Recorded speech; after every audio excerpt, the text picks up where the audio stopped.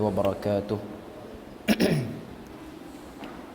إن الحمد لله نحمده ونستعينه ونستهديه ونستغفره ونعوذ بالله من شرور أنفسنا ومن سيئات أعمالنا. من يهده الله فلا مضل له ومن يضلله فلا هادي له. أشهد أن لا إله إلا الله وحده لا شريك له وأشهد أن محمدا عبده ورسوله. يا أيها الذين آمنوا اتقوا الله وقولوا قولا سديدا يصلح لكم أعمالكم ويغفر لكم ذنوبكم ومن يطع الله ورسوله فقد فاز فوزا عظيما. الحمد لله الذي بنعمته تتم الصالحات. ربنا آتنا من لدنك رحمة وهيئ لنا من أمرنا رشدا. اللهم آت نفسي تقواها وزكيها وأنت خير من زكاها أنت وليها ومولاها. Alhamdulillah, syukur pada Allah Azza wa Jalla kerana dengan rahmat dan juga limpah kurnia yang Allah berikan dapat kita sama-sama berkumpul pada pagi yang mulia ni. Dan insya-Allah kita akan sambung lagi perbahasan daripada Fiqhul Akhlaq karangan Syekh Mustafa Al-Adawi hafizahullahu taala. Dan hari ini insya-Allah kita akan membahas satu tajuk, iaitu at-ta'affuf amma fi aidin nas. Apa maksud tajuk ni? At-ta'affuf amma fi aidin nas maksudnya tidak mengharapkan milik orang lain. Sesuatu tu dah jadi milik orang, lalu kita mengharapkan supaya milik orang itu menjadi milik kita. Jadi kita tengok apa yang disebutkan ataupun yang disampaikan oleh Syekh Mustafa Al-Adawi hafizahullahu ta'ala dalam bab ni. Dia sebut ini merupakan sikap yang sangat pasti dalam menumbuhkan rasa cinta orang lain dan harga diri. Adapun sikap mengharapkan milik orang lain, ia akan menyebabkan hilangnya harga diri. Watak manusia adalah menyukai orang yang memberinya sesuatu dan merendahkan orang yang mengambil sesuatu darinya, baik mengambil kerana diberi, apalagi mengambil dengan cara mencuri, kerana tabiat manusia itu mencintai harta. Oleh kerana itu agama menganjurkan kita agar tidak mengharapkan sesuatu dari orang dan tidak mengintai-ngintai milik orang lain. Jadi perbahasan bab kita pada pagi ini ialah berkenaan dengan perasaan melihat sesuatu yang orang dapat, lalu kita pun merasakan kita nakkan benda tu dan kita berhasrat untuk ambil benda tu pada dia. Sama ada dengan kita meminta ataupun kita ambil dengan cara yang tak betul. Walaupun hakikatnya fitrah manusia ni dia minat kepada benda-benda materialistik ataupun keduniaan. Dan itu memang tabiat manusia. Tuhan sebut dalam Al-Quran, Allah Ta'ala kata zuyyina linnas hubbus syahawati minan nisa wal banin wal qanatiril muqantarati minaz zahabi wal fiddah. Maksud dia apa?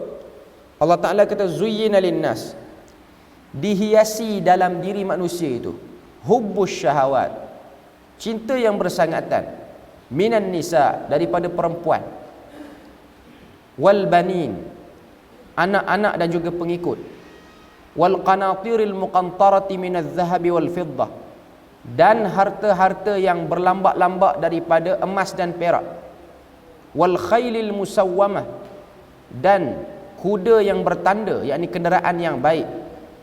Ini ialah list yang Tuhan himpunkan daripada bab kecenderungan dan minatnya manusia kepada dunia. Wa min thamma, apa yang disebutkan Syekh di sini, dan daripada ini ja'at an-nusus, telah didatangkan nas-nas yang menyebutkan larangan supaya kita ni tidak mengangkat pandangan terhadap benda material ni. Okay. Jadi Syekh Hafizahullah dalam bab ni dia sebut pada kita beberapa dalil supaya manusia ni kena kawal keinginan material dia, supaya dia tak jadikan keinginan tu pada benda yang salah, iaitu dia nak ataupun berhasrat pada hak yang sudah menjadi milik orang. Okay. Antaranya ayat dalam surah Taha ayat 131. Allah Ta'ala sebut, wala tamuddanna 'ainaika ila ma matta'na bihi azwajan minhum zahratal hayatid dunya linaftinahum fihi wa rizqu rabbika khairun wa abqa. Apa maksud ayat ni? Tuhan kata wala tamuddanna 'ainaik, jangan engkau tunjukkan ataupun tujukan kedua biji mata kamu kepada apa yang telah kami berikan kepada golongan-golongan dari mereka yang selain daripada kamu. Okay. Larangan daripada Allah Ta'ala, jangan tamuddanna, jangan mencari ataupun melihat. Tamuddanna ni maksudnya cubaan mencari nikmat-nikmat orang. Tujuannya lah untuk merasakan apa yang belum lagi kita dapat. Okay. Jadi ini juga antara bab lintasan-lintasan hati yang perlu dijaga oleh manusia, supaya manusia tahu ini ialah tempat-tempat yang akan digunakan oleh syaitan untuk syaitan memburukkan akhlak dia. Dan ini juga akan mengganggu salah satu sifat dalam diri manusia, iaitu qanaah. Qanaah ni maksud dia apa? Merasa cukup. Merasa cukup. Walaupun dalam hadis Nabi sebut pada kita, Nabi kata 4 perkara sekiranya ada pada satu orang, maka dia telah dapat daripada kesenangan hidup di dunia ni. Yang pertama Nabi kata az-zaujatus salihah, iaitu isteri yang baik. Bagi lelaki, bagi perempuan, suami yang baiklah. Okay. Kemudian Nabi kata al-makanul wasi', al-maskanul wasi', tempat tinggal yang luas. Tempat tinggal yang luas ni maksud dia sini bukan rumah tu besar, rumah tu macam istana, bukan. Luas di sini maksudnya ialah lapang dada. Walaupun rumah tak besar, tak luas, tapi kita duduk tu kita lapang. Okay. Kemudian Nabi kata al-markabul hani', kenderaan yang menyenangkan. Kenderaan yang menyenangkan pun bukan maksudnya kenderaan tu besar, kereta tu mahal, tapi ianya ialah satu kenderaan yang memudahkan urusan kita dan tidak banyak meragam. Dan yang keempat Nabi kata al-jiran as-salih, jiran yang baik. Okay. 4 benda ni kalau ada pada manusia, dia dah dapat sa'adatud dunia. Sa'adah ni maksudnya kebahagiaan dunia. Okay. Jadi 4 benda ni Nabi fokus, tujuan ni lah nak beritahu kepada kita, ini ialah bab daripada qanaah. Qanaah ni maksudnya cukup, merasa cukup. Okay. Lebih daripada tu, wala tamuddanna 'ainaik, janganlah kamu arahkan mata kamu kepada benda-benda yang orang lain dapat lebih daripada apa yang kamu lihat. Okay. Sebab ini ialah mengganggu sifat bersyukur dan juga sifat merasa cukup. Okay. Kemudian dia datangkan hadis, wa akhrajal Bukhari wa Muslim, dan telah dikeluarkan oleh Bukhari dan juga Muslim, min hadis, daripada hadis Abu Sa'id Al-Khudri radhiyallahu anhu. Okay. Apa hadis tersebut? Inna nasan minal ansari sa'alu Rasulullah sallallahu alaihi wasallam fa'a'tahum thumma sa'alu fa'a'tahum thumma sa'aluhu fa'a'tahum hatta nafida ma 'indahu. Kata Abu Sa'id Al-Khudri, Abu Sa'id Al-Khudri dia kata inna nasan minal ansar, beberapa orang daripada kalangan ansar, sa'alu Rasulullah, minta kepada Rasulullah sesuatu, fa'a'tahum, lalu Nabi pun beri kepada mereka, thumma sa'alu, kemudian mereka meminta lagi, fa'a'tahum, kemudian Nabi beri lagi pada mereka, thumma sa'aluhu, kemudian dia minta lagi pada Nabi, fa'a'tahum, dan Nabi beri pada mereka, hatta nafida ma 'indahu, sehingga habislah apa yang ada pada beliau. Okay. Berkali-kali kumpulan daripada ansar ni, sebahagian daripada ansar ni, orang Ansar mari minta dengan Nabi sesuatu. Minta apa? Minta daripada bab keduniaan lah. Okay. Sehingga habis pada Nabi ni apa yang Nabi ada, yang Nabi boleh bagi. Faqala, maka Nabi pun kata, ma yakunu indi min khairin falan addakhirahu ankum. Nabi kata apa? Nabi kata, apapun kebaikan yang ada padaku, aku tidak akan pernah menyimpannya daripada kalian. Waman yasta'fifu yu'affifahu Allahu ta'ala. Kata Nabi, barang siapa yang mengharap, menahan diri daripada mengharap sesuatu yang ada pada orang lain, Allah Ta'ala akan mencukupkannya. Yu'iffahu Allahu Ta'ala, yu'iffuhu Allahu Ta'ala. Okay. Waman yastaghni yughniyahu Allah, yughniyahu Allah. Okay. Apa kata Nabi? Barang siapa yang kaya hati, tidak merasa kurang, sehingga tidak mengharap bantuan orang lain, maka Allah akan membuatnya kaya. Waman yatasabbar yasbirahu Allah, yusbirahu Allah. Barang siapa berusaha untuk sabar, maka Allah menjadikan dia orang yang sabar. Wama u'tiya ahadun 'ata'an khairan wa awsa'a minas sabr. Kemudian kata Nabi, Allah akan menjadikan, tidak ada sesuatu yang diberikan kepada seseorang yang lebih baik dan lebih luas daripada kesabaran. Okay. Hadis ni macam kita sebut tadi lah, riwayat Bukhari dan Muslim. Okay. Nabi satu hari, lelaki ataupun kumpulan manusia daripada Ansar, orang-orang Ansar, okay, datang jumpa Nabi minta. Dia ada satu perangai kalangan Ansar, bahkan Muhajirin pun sama, tapi yang nampak terlebih sikit ialah Ansar. Jumpa Nabi suka minta. Minta apa yang ada pada Nabi? Pakaian Nabi ke? Baju Nabi ke? Apa-apa saja yang ada pada Nabi, dia minta. Okay. Mereka minta, tujuan dia apa? Tujuan dia ialah mereka nakkan keberkatan daripada apa yang ada pada Nabi itu saja. Okay. Tapi perbuatan mereka minta tu kadang-kadang sampai pada tahap yang melampau. Minta. Okay. Sehingga dia jadi macam malah nak buat benda lain, melainkan nak minta pada Nabi je. Kerja dia minta. Okay. Sehinggalah Nabi ni bagi. Kata Abu Sa'id Al-Khudri, hatta nafida ma'indahu, sehingga tidak ada lagi apa yang Nabi boleh bagi pada dia, melainkan semua Nabi dah bagi.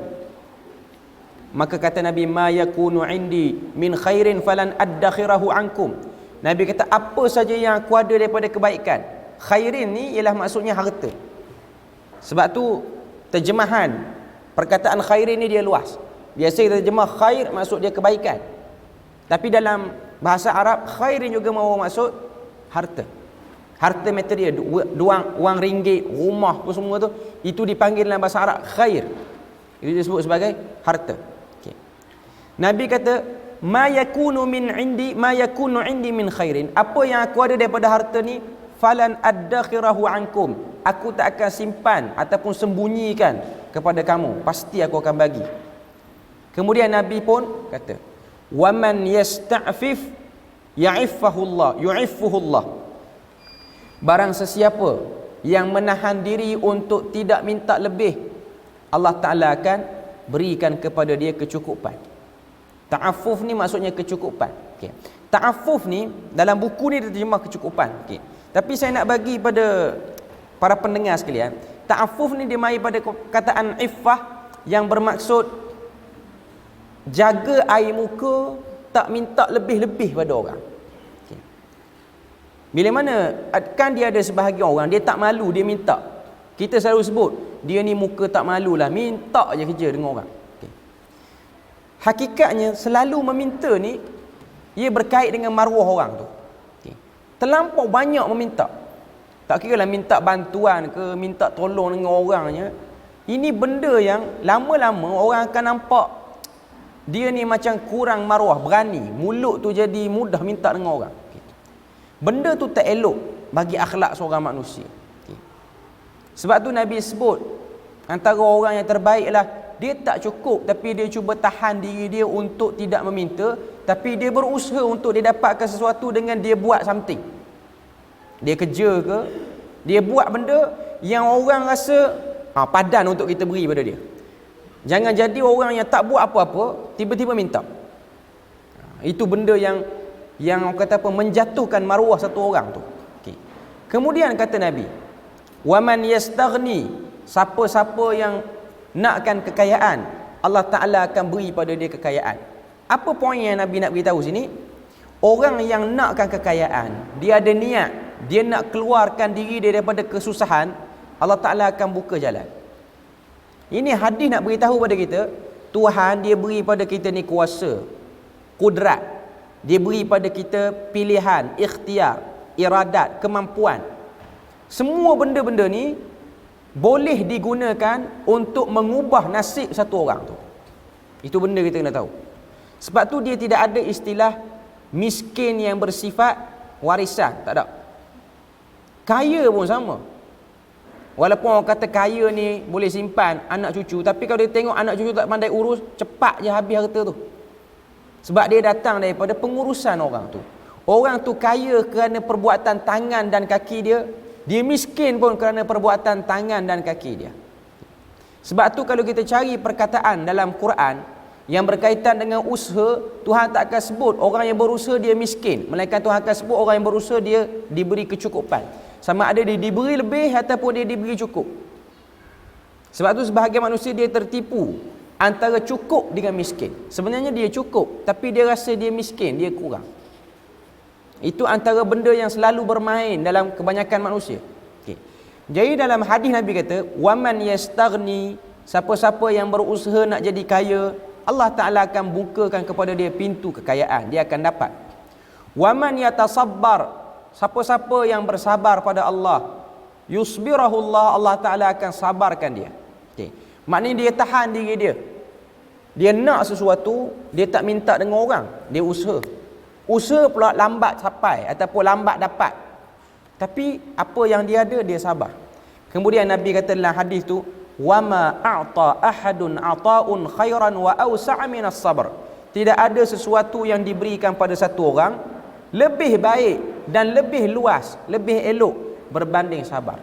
Manusia kalau dia ada kesabaran, itulah ubat kepada segala kerungsingan masalah yang dia hadapi dalam hidup dia. Ada orang dia rungsing tengok orang dapat lebih. Kerungsingan tu datang kerana tidak sabar. Sebab kita kena tahu manusia ni dia akan sampai waktu-waktu dia. Dia akan ada hari-hari dia yang Allah Ta'ala akan buka kepada dia rezekinya ataupun keluasannya. Jadi dalam hadis ni Nabi macam nak kritik perbuatan sebahagian orang-orang Ansar yang kerja dia jumpa Nabi minta dan terus minta. Dan ada sebahagian orang ni dia memanfaatkan sifat orang tu, bila mana minta dia bagi. Nabi ni kalau orang minta dia akan bagi. Dia tidak ada hadis tunjuk kalau Nabi ni orang minta Nabi tak bagi ataupun Nabi tak layan. Ada orang dia ambil kesempatan di atas kebaikan orang yang mudah beri barang pada orang ni, dia minta selalu. Itu berkait dengan apa yang nak kita bahas pada hari ini. Okay. Kemudian kata penulis rahimahullah, hafizahullah taala, kata dia, jangan rakus terhadap dunia, maka Allah akan mencintai kamu. Dan jangan mengharap sesuatu yang ada pada orang lain, maka orang akan mencintai anda. Okay.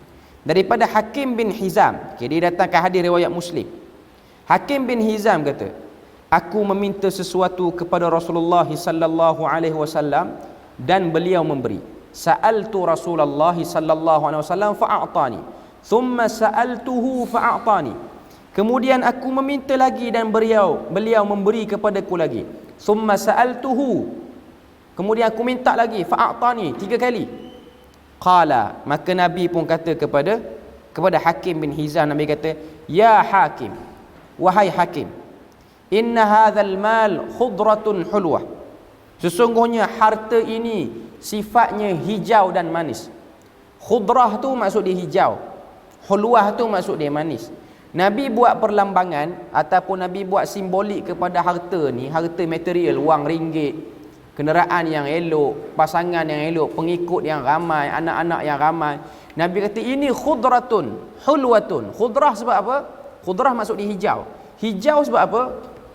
Hijau tu melambangkan kepada lapang dan sejuknya mata memandang bila mana kita ni ada duit banyak, ada harta banyak.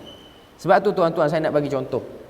Kita ada duit banyak, Ada apa emergency pun kita tak kalut sebab kita ada duit banyak.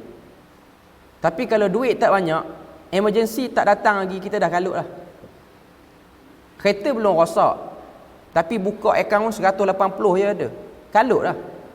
Tak cukup duit minyak tak cukup, ni tak cukup nak sampai ke akhir bulan. Sebab kita kurang.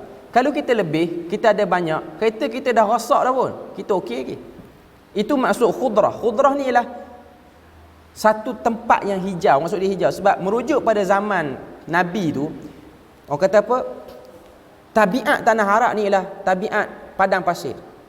Jadi diorang ni tidak ada tempat yang hijau macam kita di Malaysia ni, di Nusantara ni, tempat-tempat yang menarik, tumbuhan hijau. Bagi orang Arab, dia orang boleh tengok tempat yang ada banyak sikit pokok-pokok, rumput hijau sikit, itu dah tenang bagi dia orang.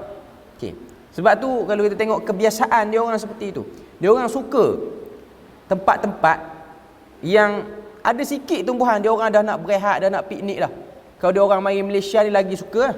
Sebab tu dia orang suka mari tempat-tempat macam tempat kita yang banyak pokok-pokok ni. Dia gambarkan harta tu macam pemandangan yang indah. Tengok lapang dah ada. Ada harta ni kira lapang dah ada. Hulwatun, ia pula manis, Nabi kata. Maknanya ada tu rasa sedap, rasa seronok, rasa selamat, rasa secure diri dengan sebab ada harta. Nabi kata pada Hakim bin Hizam. Nabi kata dalam hadis tu, Nabi sambung lagi, faman akhadhahu bi sakhawati nafsin burika lahu fihi. Kata Nabi, barang siapa mengambilnya dengan sifat kedermawanan hati, burika lahu fihi, maka dia akan diberkati. Barang siapa ambil dunia dengan perasaan nak kongsi dengan orang, bukan nak ambil kat dia seorang, burika lahu fihi, Allah Ta'ala akan berkati padanya dengan dapatnya dia terhadap harta tu. Wa man akhadhahu bi israfi nafsin lam yubarik lahu fihi. Kata Nabi, barang siapa mengambilnya dengan keserakahan, israf ni maksud dia serakah dan keegoan, lam yubarik lahu fihi, maka tidak akan diberkati harta tersebut. Kalladhi ya'kulu wa la yashba', seperti orang yang makan tapi tak merasa kenyang. Al yaddul ulya khairum minal yaddi sufla, tangan di atas lebih baik daripada tangan yang di bawah. Hadis yang diriwayatkan oleh Al-Imamul Bukhari, hadis yang diriwayatkan oleh Al-Imam Muslim. Kita selalu dengar perkataan ni, tangan di atas lebih baik daripada tangan yang di bawah. Sebab tu kalau kita tengok, Nabi ni dia pernah sebut, walaupun hadis ni hadis yang dhaif, diriwayatkan oleh Al-Munziri dalam Targhib wa Tarhib. Targhib wa Tarhib ni ialah susunan daripada Sunan Abi Daud. Hadis ni dhaif, tapi nak cerita tentang tabiat manusia. Tabiat manusia, Nabi kata ju'ilatid dunya li arba'ah. Dunia ni dijadikan kepada 4 golongan. Ni nak sebut pada kita tentang emosi, perasaan diri. Nabi kata yang pertama, orang yang dia kaya dan dia berhasrat dengan hasrat baik bila mana dia kaya. Allah Ta'ala luaskan pada dia kekayaan, nikmat dunia ni, dan dia dapat dunia tu, dia nak bagi dekat orang, dia nak kongsi. Ini terbaik, Nabi kata. Tuhan dah bagi yang terbaik, dia pun buat yang terbaik daripada apa yang Tuhan bagi. Yang kedua, Nabi kata, yang kedua ialah orang yang tidak mendapat kekayaan, tetapi dia berhasrat macam orang yang kaya tadi. Dia berhasrat saja. Dia kata kalau aku kaya, aku akan buat macam ni, macam ni, macam ni. Kedermawanan sudah ada sebelum dia kaya. Dan kita kena tahu orang yang macam ni agak ramai.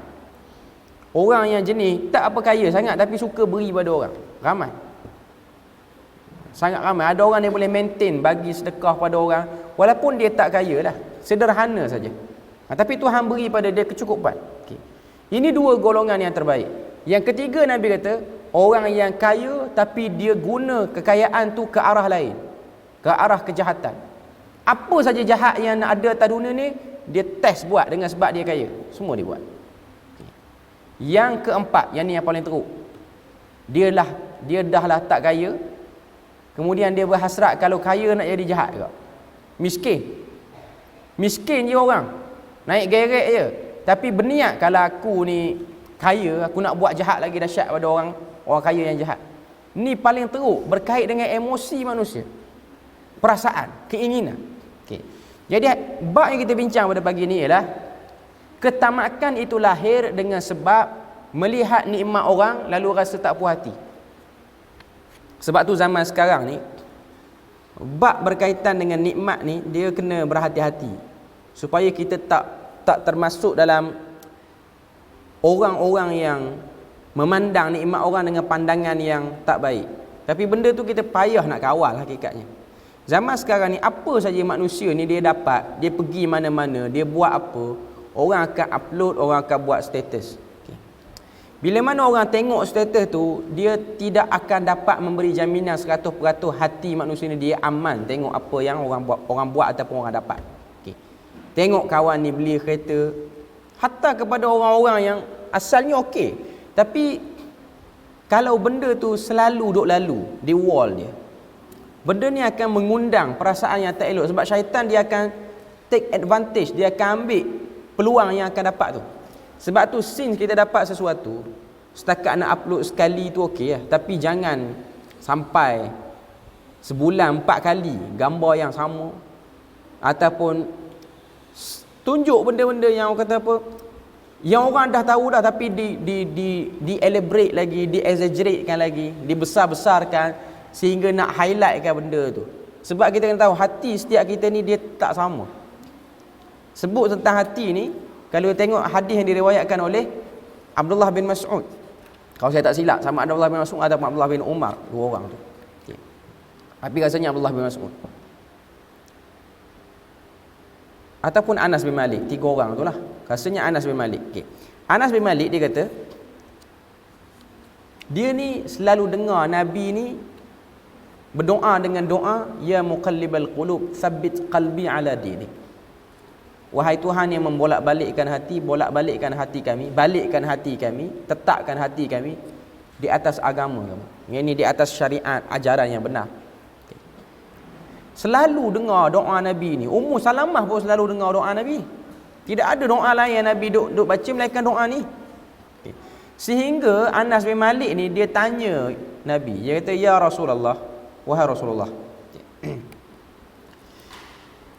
amanna bik, kami ni beriman pada kamu. Wa amanna bi kitabik, kami pun beriman kepada apa yang diturunkan pada kamu. Fahal takhafu alaina an tazigha qulubana, adakah kamu takut kami ni akan terseleweng hati kami ke arah lain? Takut ke? Sebab tengok cara Nabi berpesan, cara Nabi berdoa, duk ulang doa tu. Okay. Dan para sahabat ni dia nak yakinkan Nabi. Dia kata, ya Rasulullah, jangan takutlah, kami ni tak akan belot daripada kamu. Kami tak akan khianati agama ni. Tak ada lah lepas daripada kamu meninggal ni, kami ada plan nak jadi kaya, nak buat rampasan kuasa sini-sini, kami tak buat. Okay. Apa respon Nabi bila mana Anas bin Malik tanya kepada Nabi, fahal takhafu alaina, kamu takut kepada kami? Maka jawab Nabi, na'am, aku takut. Nabi jawab macam tu. Nabi kata, aku memang bimbang pun umat aku ni, hati dia tak boleh kawal. Hati dia tak boleh kawal. Aku memang bimbang. Okay. Lalu Nabi pun kata, innal quluba, sesungguhnya hati manusia itu, baina isbi'aini min asabi'illah, berada di antara 2 jari daripada jari-jari Allah Azza wa Jalla. Nah, ini hadis mutasyabihat. Hadis mutasyabihat cerita pada kita tentang Nabi kata hati manusia ni berada di celah 2 jari daripada jari-jari Allah. Maknanya dalam hadis ni kita isbat Tuhan tu dia ada jari. Tapi jari dia kita tak tahulah kaifiat dia macam mana. Cuma nak beritahu Tuhan yang mengurus hati manusia. Nak sebut pada kita bahawasanya apa? Hati manusia ni dia mudah berbolak-balik. Perkataan qalb dalam bahasa Arab tu pun maksudnya ialah sesuatu yang berubah ke sana dan kemari. Tataqallabu. Maksudnya satu benda yang berubah. Okey. Jadi nak sebut pada kita, since kita ni suka upload benda-benda yang berkaitan dengan nikmat kita dapat, kita tak boleh jamin orang yang akan tengok tu dia okey tengok. Hatta kawan rapat sendiri pun. Jadi mohonlah pada Tuhan supaya kita tak jadi orang yang over nak tunjuk sangat benda-benda ni. Okay. Supaya kita jadi orang yang berpada-pada, sebab benda tu nak mengelak daripada manusia ni dia jadi tidak bermaruah sehingga dia berhasrat terhadap milik orang. Berhasrat terhadap milik orang. Sebab tu kita kena jaga diri supaya jangan terlampau over dalam bab ni. Ini bab yang akan merosakkan akhlak orang lain kerana apa yang kita buat. Sebab tu perbahasan kita hari ni pun dia masih lagi dalam bab adabul muasyirah, adab pergaulan sama manusia. Dia kena jaga diri dia supaya dia tidak menjadikan sebab orang lain tu berperasaan tak elok pada dia. Okay. Kemudian kita tengok dalam hadis ni, qala Hakim, lalu Hakim bin Hizam berkata, faqultu ya Rasulullah, aku berkata wahai Rasulullah, wallazi ba'athaka bil haqq la arza'a ahadan ba'daka syai'an. Kata Hakim bin Hizam, aku tidak akan mengurangi milik orang lain sedikit pun setelah engkau, hatta ufariqud dunya, sampailah aku meninggalkan dunia ini. Maknanya nak sebut pada kita bahawasanya Hakim bin Hizam dia kata, apa yang kamu pesan pada aku ni wahai Rasulullah, aku tak akan kurangi dia. Aku tak akan buat main-main terhadap apa yang dah kamu pesan. Yang mana apa yang Nabi pesan pada dia, siapa ambil dunia dengan perasaan nak kongsi dengan orang, Tuhan berkati dunia dia. Siapa ambil dunia dengan perasaan dia nak bolok semua sekali, Tuhan tak berkati apa yang dia dapat. Okay. Yang mana Nabi dah beri perumpamaan seperti orang yang makan tapi tak pernah kenyang. Perumpamaan manusia ni dia nak kepada dunia. Okay. Sebab tu dalam hadis yang diriwayatkan oleh Al-Imam At-Tirmizi daripada Abu Hurairah, kata Nabi kata, inna bani Adam, sesungguhnya anak Adam itu, bila mana diberikan kepada dia biwadin minaz zahab, satu lembah daripada emas, labtaghawhumus tsani, dia akan cari lembah yang kedua. Dia tak cukup dengan yang pertama. Bila dia dah dapat dua, labtaghawhumus tsalits, dia akan cari yang ketiga. Wahakaza, dan begitulah keadaan manusia. Bila dia akan berhenti sehingga memenuhi kerongkong dia itu dengan tanah ataupun pasir, perlambangan kepada mati, dah kena kambuh dah, baru stop. Sebab tu Nabi ni dia larang kita ni kubur dicantikkan. Sebab apa? Mencantikkan kubur penghinaan kepada orang mati, macam tak puas lagi dunia. Hakikatnya kan ada orang kubur dia buat cantik, batu nisan ditempah daripada luar negara, kepuk lagi ada, lepas tu tanam kapek lain, rumput tu macam kapek lain pada rumput orang lain, hias pula dengan batu-batu licin. Cuma tak jadi macam Cina je, siap boleh ada Swiss sekian. Kalau tuan-tuan tengok jerak Cina ni, jerak yang belah KL lah, Nirwana apa semua ni, dia kalau yang mati tu penyanyi, okay.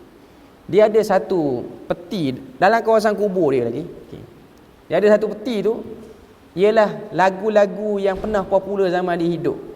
Maknanya kita pergi ke kubur dia, kita boleh tekan, teringat balik dia pernah menyanyi lagu tu. Tapi tak ada lah sampai tahap tu orang Islam nak buat. Okay. Cuma nak sebut pada kita bahawasanya ini ialah bab. Sebab tu Nabi larang. Nabi larang bukan hanya poin dia, apa salah dia, tapi poin dia ialah kubur itu ialah tempat perhentian dah kepada dunia.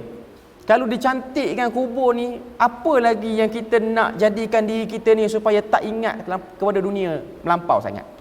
Kalau kubur dicantikkan, kita tak nak bahas lah kubur-kubur diraja apa semua tu bab. Hakikatnya benda tu tak betul pun. Ya. Kalau orang selalu duk buat hujah, ni kubur-kubur orang tertentu ni belum mati lagi, liang dia dah ditetapkan sekian. Hakikatnya benda tu tidak dilakukan oleh Nabi, tidak dibuat oleh Nabi pun. Walaupun kita kata benda tu ada orang yang membenarkan, tapi pemilik dan penjaga syariat ni itu Nabi, dia tak buat macam tu. Kita tak akan kata yang tu dia boleh, tetap tak boleh juga hakikatnya. Walaupun benda tu ataupun benda tu dia nampak sebagai benar, hakikatnya benda tu tak boleh. Okay. Sebab tu kubur ini menjadi tempat pemutus kepada dunia. Bila mana kubur dicantikkan, kan, kau tengok ada setengah-setengah tempat, dia ada kubur ni, dia punya design kubur tu, tanah kubur, setengah-setengah tempat yang mahal lah. Dia buat kubur tu macam kita lalu dalam taman bunga yang indah. Kita masuk kawasan kubur, tapi kita tak teringat ke mati, kita duk tengok cantik bunga ni. masih lagi duk minat pada dunia. Cantik pangkil ni, cantik kerusi ni, cantik laluan ni, tak teringat lagi mati dengan sebab dihiasi lagi dengan kecantikan dunia. Kena beza antara kubur bersih dengan kubur cantik ni. Sebab poin daripada kubur itu ialah bersih saja yang Nabi suruh, bersihkan dan bezakan daripada tanah lain supaya orang kata apa, orang nampak itulah kubur. Okay. Cuma bila mana dah dicantikkan over sangat, benda tu tak boleh. Sebab tu para ulama bahas, kalau ada satu orang dia wasiatkan kepada waris dia, ini duit untuk cantikkan kubur, wasiat tu tak laku. Wasiat tu tak laku. Andai kata dia tu jenis orang yang cengeng sikit, dia kata tak laku aku nak buat kak. Duit ni aku dah taruh siap-siap 5,000, 6,000, 10,000 untuk cantik kubur aku. Aku nak batu nisan tempah pada Turki, yang ni kepuk pada ni. Anak tu angguk sajalah waktu dia hidup. Dia mati nanti tak payah buat, dia pun tak bangun cek dah buat tak buat. Okay. Cuma nak sebut pada kita bahawasanya ada orang yang macam tu. Ada orang yang seperti itu. Dia sanggup simpan, spend duit. Sedangkan Nabi kata nak simpan duit, simpan untuk pergi beribadah ke masjid tak apa. Sebab tu Nabi kata la tashuddur rihal, janganlah kamu bersungguh-sungguh nak pergi berjalan melainkan pada 3 masjid. Dalam hadis lain Nabi kata kalau kamu nak jadi kedekut simpan duit nak pergi ziarah 3 masjid ni tak apa. Masjidil Haram, Masjid Nabawi, Masjid Aqsa. Okay. Sebab apa? Nak pergi ibadah, perjalanan untuk ibadah. Benar tak apa. Tapi simpan pada benda-benda yang tak jelas macam ni. Masih lagi ada keterikatan kepada dunia. Okay. Kemudian dia bawa sini, fakana Abu Bakrin radhiyallahu anhu yad'u hakiman ila al-'ata fayaba an yaqbilahu minhu. Abu Bakar pernah memanggil untuk diberi sesuatu, memanggil Hakim bin Hizam, tetapi dia menolaknya, dia menolak untuk menerimanya. Kemudian Umar hendak memberinya lagi, tetapi dia menolak.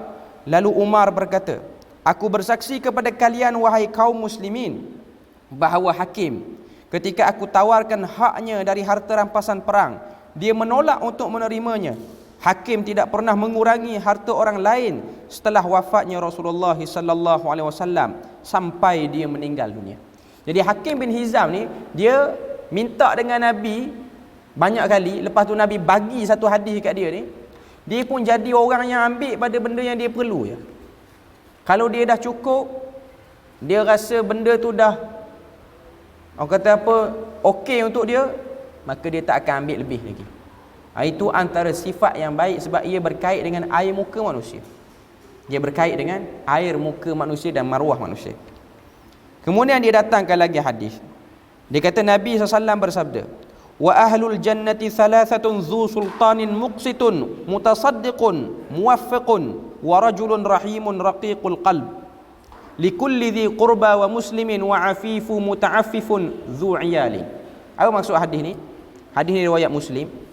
Kata Nabi, penduduk syurga itu ada 3. Yang pertama, penguasa yang adil, yang memberi derma yang tepat, orang yang penyayang berhati lembut terhadap kerabatnya, dan orang yang menjauhkan diri daripada meminta-minta daripada orang lain. 3 golongan Nabi sebut.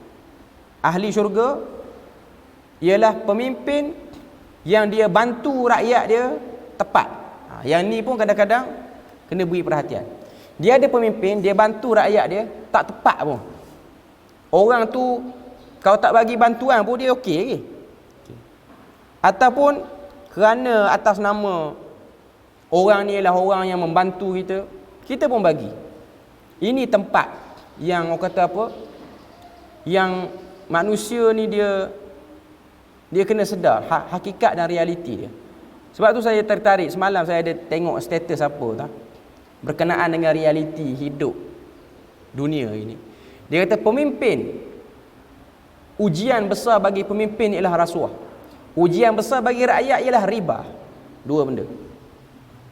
Pemimpin, dia nak kekalkan kuasa dia, kadang-kadang dia terpaksa menerima rasuah daripada orang tertentu supaya dia punya kekuasaan dia, jawatan dia berada pada tempat yang stabil. Rakyat untuk dia meneruskan kelangsungan hidup terpaksa buat pinjaman, dan pinjaman tu kadang-kadang terbabit dengan riba. Realiti dunia hari ini. Itu semua ialah bab yang kita sebut sebagai kekangan hidup manusia yang manusia terpaksa berurusan dengan benda tu. Okay. Jadi ini benda yang kita boleh tengok apa yang terjadi ataupun apa realiti dia. Okay. Kemudian Nabi kata golongan yang kedua masuk syurga ni mutasaddiqun muwaffaqun, orang yang menderma, orang yang penyayang berhati lembut, wa rajulun rahimun raqiqul qalb, orang yang penyayang berhati lembut terhadap kerabatnya. Sebab apa Nabi sebut kerabat? Sebab syaitan ni dia akan ganggu dan blok kita untuk buat baik pada orang yang patut kita buat baik. Lepas tu dia suruh kita buat baik pada orang yang tak menjadi keutamaan sangat buat baik. Kita ni kena buat baik dengan siapa? Dengan adik-beradik, dengan yang dekat-dekat lah, tanggungan kita. Kalau orang lelaki dengan isteri dia, dengan anak-anak dia, lepas tu dengan adik-beradik dia, dengan mak ayah dia. Tapi ada orang yang dia jadi ringan nak buat baik pada orang jauh, tak ada kena-mengena. Kawan dia ke, orang bertemu kat tepi jalan mana-mana ke, sampai boleh belanja makan, dia ada macam tu keadaan manusia. Dia orang kata apa? Sebab tu ini tempat yang kita kadang-kadang kita pun terlepas pandang. Syaitan ni dia punya licik, dia punya kaedah nak jadikan kita beramal dengan cara salah ni. Dia jadikan kita terbuat baik pada tempat yang tak jadi keutamaan. Beri makan kepada orang, tapi dalam keadaan tak berapa beri makan mana orang dalam rumah sendiri. Bersembang dengan orang berjam-jam, tapi bersembang dengan anak isteri dia tak berapa nak bersembang sangat. Sedangkan itu keutamaan. Tapi manusia ni dia ditipu. Sebab tu Nabi sebut tentang keluarga yang rapat, zi qurba. Wa muslimin afifin muta'affifun dzu'iyalin. Dan yang ketiga ahli syurga ni ialah orang yang menjauhkan diri daripada meminta pada orang-orang lain. Perangai supaya diri ni tidak mudah meminta kepada orang. Kemudian dia datangkan hadis Nabi kata, laisal ghina an kathratil arad walakinnal ghina ghinan nafs. Orang kaya itu bukan orang yang banyak hartanya, tetapi orang kaya itu ialah orang yang kaya jiwanya. Dia kaya jiwa sehingga dia jadi orang yang tidak mudah untuk meminta pada benda yang dia tak perlu pun. Okay. Maksudnya orang kaya itu bukan orang yang banyak memiliki harta. Boleh jadi seseorang itu memiliki harta tetapi dia tidak pernah merasa puas. Oleh kerana itu dia tidak dikatakan kaya kerana masih rakus. Jadi orang yang kaya itu adalah orang yang merasa puas dengan apa yang ada pada dirinya. Ia tidak pernah mengharapkan apa-apa yang ada di tangan orang lain. Ibnu Taimiyah rahimahullah berkata, orang yang kaya hati itu adalah orang yang tidak rakus. Orang yang merdeka tetaplah budak selama mana masih rakus, dan seorang budak adalah merdeka ketika dia merasa puas dengan apa yang ada. Budak situ ialah hamba. Maknanya dia kata sini, orang yang merdeka itu tetap hamba selama mana tak puas pada dunia. Dan orang yang hamba itu ialah merdeka selama mana dia puas dengan dunia dia. Dia cukup dengan dunia dia. Okay. Jadi itu bahasa ataupun benda yang disebutkan oleh Ibnu Taimiyah. Kemudian dia datangkan hadis riwayat daripada Samurah bin Jundub. Kata Nabi, al-masailu kuduhun yakdahu biha ar-rajulu wajhahu, faman syaa'a abqa ala wajhihi wa man syaa'a taraka illa an yas'ala ar-rajulu dha sultanin aw yas'ala fil amri la yajidu minhu budda. Maksud dia apa? Orang yang meminta-minta sama dengan orang yang melukai wajahnya, orang yang suka minta. Barang siapa yang ingin tetap mempunyai muka, yakni tidak hilang maruah diri dia, bertahanlah daripada tidak meminta-minta, daripada meminta-minta. Barang siapa yang ingin meminta-minta, maka mintalah kepada penguasa atau ketika dia dalam keadaan yang sangat terpaksa. Kalau nak minta sangat, mintalah pada tempat yang paling okey sekali, iaitu pada penguasa, pada orang yang ada kuasa. Maknanya pada pemerintah. Kalau macam kita ini badan zakat pun minta di situ. Jangan minta dengan orang berkeliling. Sebab orang ni dia tak boleh nak minta pada orang, orang pun tak berapa nak cukup sangat. Kita minta, akhirnya dia tak boleh. Okay. Sebab tu dia ada satu pepatah Arab, satu syair Arab lah, iaitu syair yang berbunyi, an-nasu yaghdabu idza sa'altahu Manusia ni dia akan marah bila mana orang minta pada dia banyak. War-rabbu yaghdabu in tarakta su'alahu. Dan Tuhan itu dia marah ketika mana kita tak minta dengan dia. Itu beza manusia dengan Tuhan. Tuhan kita tak minta dia marah. Sebab dia memang nak beri, dia suruh kita minta. Sebab dia memang ada banyak.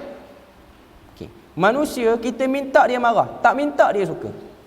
Itu keadaan dan realiti manusia. Okay. Cuma dalam perbahasan kita ni, apa yang dia nak bahas ini ialah berkenaan dengan bagaimana manusia tu nak jaga diri dia supaya dia jangan tengok perangai suka meminta ni datang dengan sebab tengok orang dapat lebih, orang ada lebih, jadi dia nak minta. Dia nak minta supaya dia pun dapat lebih juga. Dia pun dapat apa yang dia hasratkan tu. Okay. Sebab tu dalam hadis yang terkenal, Nabi kata manusia ni dia tidak akan tua. Walaupun dia dah tua, walaupun dia dah lanjut usia, dia tidak akan tua bila mana dia ada sikap nak lagi pada dunia. Dia tidak tua.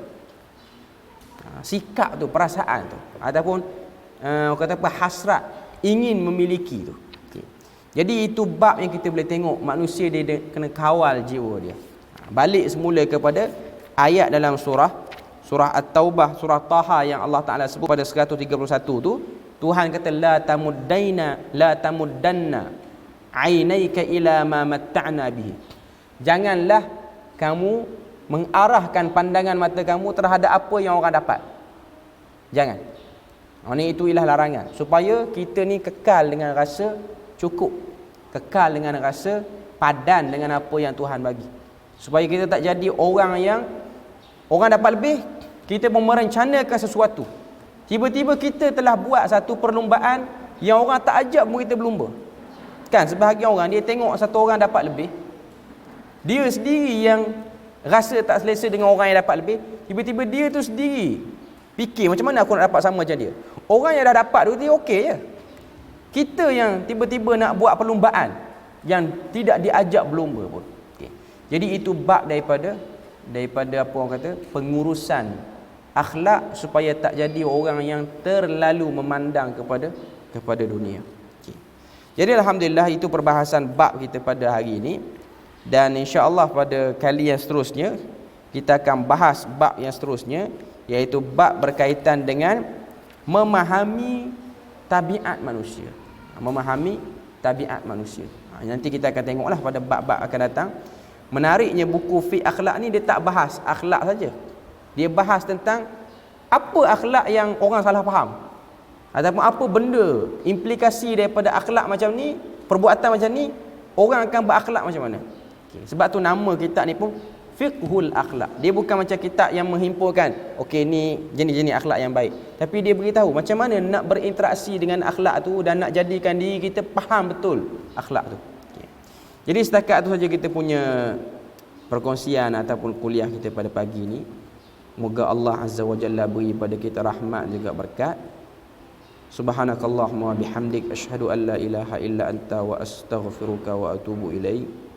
Wassalamualaikum warahmatullahi wabarakatuh.